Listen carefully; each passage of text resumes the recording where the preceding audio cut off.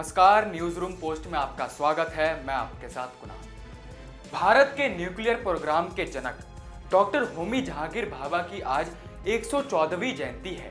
कुछ लोग इन्हें जानते होंगे और कुछ लोग शायद इन्हें नहीं भी। डॉक्टर होमी जहांगीर भाभा भारत के वो अनसुने हीरो में से एक हैं जिनकी बदौलत भारत आज विश्व के सबसे मजबूत परमाणु शक्तियों वाले देशों में शामिल है। इसी वजह से डॉक्टर भाभा को भारत के परमाणु कार्यक्रम के जनक के तौर पर भी जाना जाता है।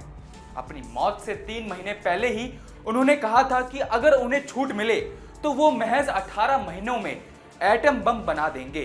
लेकिन भगवान को शायद कुछ और ही मंजूर था।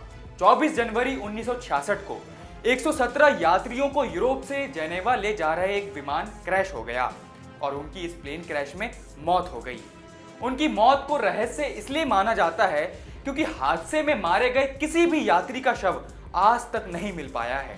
तो आज डॉक्टर होमी जहांगीर भाभा की 114वीं जयंती पर उनके जीवन से जुड़े कुछ किस्से आपको बताते हैं। होमी जहांगीर भाभा का जन्म 30 अक्टूबर 1909 को मुंबई के एक पारसी परिवार में हुआ था। पिता का नाम होरमुसी जी भाभा था, जो एक मशहूर वकील थे। माता मेहर भाई टाटा बिजनेसमैन रतन जी दादा भाई टाटा की बेटी थी। भाभा का जन्म एक संपन्न परिवार में हुआ था और मुंबई में शुरुआती शिक्षा पूरी करने के बाद वो 1930 में अमेरिका के कैम्ब्रिज विश्वविद्यालय से मैकेनिकल इंजीनियरिंग की पढ़ाई करने चले गए। अपने पिता और चाचा के कहने पर उन्होंने मैकेनिकल इंजीनियरिंग की पढ़ाई की।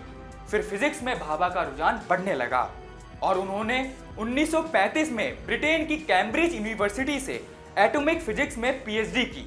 उनके पिता और चाचा का विचार था कि वो इंग्लैंड से पढ़ाई करके वापस लौट आएंगे तो जमशेदपुर में टाटा स्टील या टाटा मिल्स में मेटलर्जिस्ट के रूप में काम करेंगे। खैर, जब साल 1940 में होमी भाभा छुट्टियों के लिए भारत आए थे, तभी दूसरा विश्व युद्ध शुरू हो गया था और वो यहीं रुक गए। तब उन्होंने Indian institute of science Bangalore में बतौर रीडर ज्वाइन किया। इसके बाद साल 1944 में फिजिक्स में रिसर्च के लिए सर दोराबजी टाटा ट्रस्ट के सामने एक संस्था बनाने का प्रस्ताव रखा और दिसंबर 1945 में इस प्रस्ताव पर ही भारतीय परमाणु अनुसंधान Tata institute of fundamental research यानी TIFR की स्थापना की गई। यहीं से परमाणु ऊर्जा पर रिसर्च का काम भी शुरू हुआ था। होमी भाभा ने पूर्व प्रधानमंत्री पंडित जवाहरलाल नेहरू को परमाणु कार्यक्रम शुरू करने के लिए राजी किया और अप्रैल 1948 को एटॉमिक एनर्जी एक्ट पास किया गया और होमी भाभा को न्यूक्लियर प्रोग्राम का निदेशक नियुक्त कर दिया गया। एटॉमिक एनर्जी एक्ट के तहत इंडियन एटॉमिक एनर्जी कमीशन यानी IAEC का गठन किया गया, जिसका मकसद परमाणु ऊर्जा के क्षेत्र में भारत को अपने पैरों पर खड़ा करना था।